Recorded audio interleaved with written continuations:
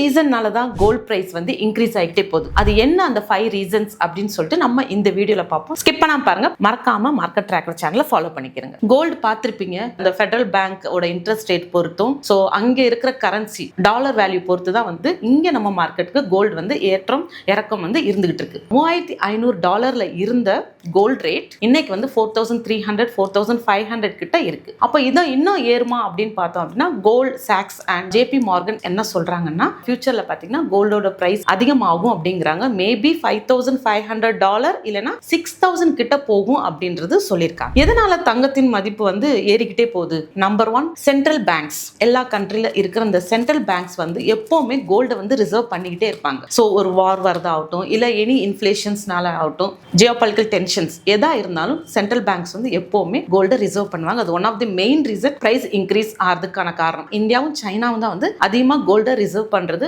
அதுக்கப்புறம் தான் உங்களுக்கு யூஎஸ், ஜெர்மனி இது எல்லாமே வருவாங்க. செகண்ட் பாத்தீங்கன்னா இன்ஃபிளேஷன் ஹெட்ஜ். எப்பெல்லாம் இன்ஃபிளேஷன்ஸ் அதிகமாக இருக்கும்போது என்ன ஆகும் அப்படின்னா மெட்டீரியல்ஸ்ல நம்ம வாங்குற அந்த காஸ்ட் ஆஃப் பர்ச்சேசிங் பவர் வந்து கம்மியாயிரும். அப்ப என்ன பண்ணுவாங்க அப்படின்னா இன்ஃபிளேஷன் கூடும்போது எல்லாரும் வந்து தங்கத்துல தான் வந்து முதலீடு பண்ணுவாங்க. தங்கத்தை பர்ச்சேஸ் வந்து அதிகரிக்கும். தேர்ட் ரீசன் வந்து பாத்தீங்கன்னா டிப்ரிஷியேட்டிங் ருபி. டாலருக்கு அகேன்ஸ்டா நம்ம கரன்சியின் மதிப்பு எப்பெல்லாம் குறையுதோ அப்பெல்லாம் என்ன ஆகும்னா நம்ம இம்போர்ட் பண்றோம் இல்லையா, இம்போர்ட் பண்ணும்போது அந்த கோல்டோட ரேட் வந்து கூடத்தான் செய்யும். Next interest rate cuts. யூஎஸ்ல பாத்தீங்கன்னா அடிக்கடி இந்த யூஎஸ் ஃபெடரல் ரேட் இன்ட்ரெஸ்ட் இருக்கு இல்லையா, அந்த ரேட் கட்ஸ் வந்து அடிக்கடி நடக்கும். ஸோ அப்பெல்லாம் நடக்கும்போது என்ன ஆகும்னா உங்களுக்கு கோல்டோட பிரைஸ் வந்து அதிகமாக தான் ஆகும். இன்ட்ரெஸ்ட் ரேட் குறையும் போது பாண்ட்ஸோட வேல்யூல என்ன ஆகும், அதோட இன்ட்ரெஸ்ட் ரேட்டும் கம்மியாகும். அப்போ எதுல வந்து இன்வெஸ்டர்ஸ் இன்வெஸ்ட் பண்ணுவாங்க அப்படின்னா நெக்ஸ்ட் சாய்ஸ் ஆட்டோமேட்டிக்கா கோல்டுக்கு தான் போவாங்க. Next ஜியோபாலிட்டிக்கல் tensions. வார் முக்கியமா நடக்கும்போது இப்போ எப்படி யூஎஸ் அண்ட் ஈரானுக்கு நடுவில் வார் நடக்குதோ இல்ல உக்ரைன் வார் நடக்கும் போதெல்லாம் வந்து பிரைஸ் ஏறுறது கோல்டோட தான் இருக்கும். ஏன்னா அந்த டைம்ல கோல்டு தான் வந்து ரிசர்வ் பண்ணுவாங்க எல்லா பேங்க்ஸும். அந்த டைம்ல வந்து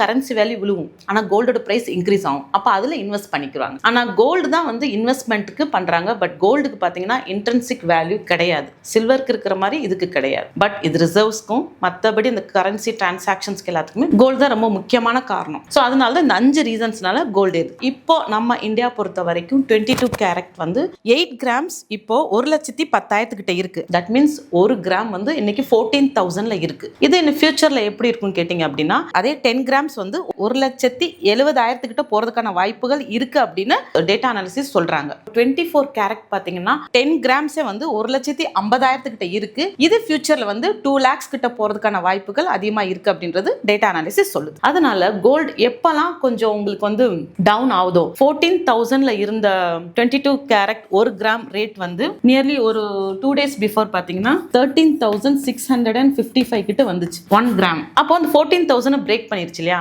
பிரேக் பண்ணி 13,655 கிட்ட வரும்போது அப்ப நீங்க வந்து பிசிக்கல் கோல்டு கொஞ்சம் வாங்குறீங்கன்னா நீங்க அந்த டைம்ல வாங்கிக்கலாம். 1 கிராம் வந்து 22 கேரட் நான் சொல்றேன் 13,655 இருக்கு. அதே மாதிரி திரும்ப இந்த பிட்வீன் 13,000 to 14,000 அது வந்து சைட்வேல போய்கிட்டு இருக்கு. மேபி அது அகைன் 15,000 பிரேக் பண்றதுக்கான வாய்ப்புகள் இருக்கு. பெஸ்ட் இன்வெஸ்ட்மெண்ட் என்ன அப்படின்னா SIP தான். கோல்ட் ETFஸ்ல இன்வெஸ்ட் பண்ணலாம், மியூச்சுவல் ஃபண்ட்ஸ்ல வந்து நீங்க இன்வெஸ்ட் பண்ணலாம். SIP பண்ணும்போது ஏன் அப்படின்னா அங்க வந்து ஒரு கரெக்ஷன்ஸ் நடந்துகிட்டே இருக்கு மார்க்கெட்ல. சோ மார்க்கெட்ல எப்பெல்லாம் கரெக்ஷன்ஸ் நடக்குதோ இந்த டிப்ஸ்ல தான் நீங்க வந்து SIP வந்து வாங்க முடியும். சோ டிப்ஸ்ல வரும்போது நிறைய யூனிட்ஸ்ல வந்து உங்களுக்கு பை ஆகும். சோ உங்களுக்கு ஈக்குவலைஸ் ஆயிரும். அது ஒன்று நீங்க இன்வெஸ்ட் பண்ணலாம். முக்கியமான investment SIP and mutual fund. That means கோல்ட்ல பண்ணலாம். நெக்ஸ்ட் SGB அதுல பண்ணிக்கலாம். கோல்ட் ETFs நான் சொல்லியிருக்கேன். இதுல நீங்க வந்து இன்வெஸ்ட் பண்றது ஒரு நல்ல சாய்ஸ் தங்கத்தை பொறுத்த வரைக்கும். இது வந்து 2027 கிட்ட பாத்தீங்க அப்படின்னா 1,10,000 per 10 grams இருந்தது 1,35,000 இல்லைன்னா 1,65,000 கிட்ட போறதுக்கான வாய்ப்புகள் இருக்கு அப்படின்னு டேட்டா அனாலிசிஸ் சொல்றாங்க. அப்போ 24 கேரக்டுமே வந்து உங்களுக்கு 2 lakhs கிட்ட போகும் அப்படின்றது சொல்றாங்க. பட் இறங்குறதுக்கான வாய்ப்புகள் கம்மியா இருக்கு அப்படின்றது. கோல்ட்ல இன்வெஸ்ட் பண்ணணும்னு நினைக்கிறீங்க அப்படின்னா SIP போங்க. SIP வேணும் கோல்ட்ல இன்வெஸ்ட் பண்ணோம்னா எங்களை நீங்க கான்டாக்ட் பண்ணுங்க. கீழே வந்து கமெண்ட் செக்ஷன்ல கோல்ட் அப்படின்னு சொல்லிட்டு கமெண்ட் பண்ணுங்க. உங்களை நாங்க வந்து கைட் பண்றோம். தேங்க்யூ.